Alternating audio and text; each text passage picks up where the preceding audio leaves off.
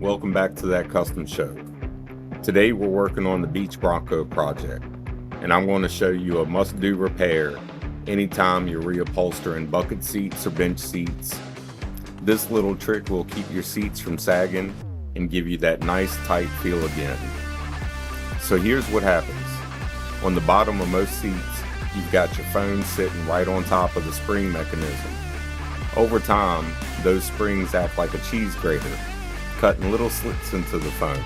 Eventually the foam starts to sink down and you lose that support. First, I take some upholstery adhesive and I glue those slits back together, closing up the cut so the foam is solid again. That's step one. Then this is the real trick. I use a piece of decking cloth. It's strong, flexible, and perfect for reinforcing the bottom of the foam. I glue it across the entire bottom surface, making sure to wrap it up around the sides so it locks into place.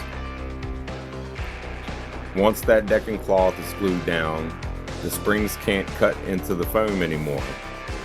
The seat holds its shape, and when you put the cover back on, it feels just like new, nice, tight, and supportive.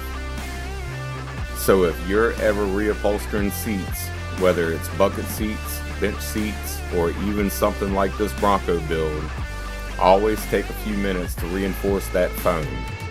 It'll save you from saggy seats and make your interior last way longer. If you found this helpful, hit that like button, subscribe to That Custom Show for more custom tips, and stay tuned for more of the Beach Bronco build.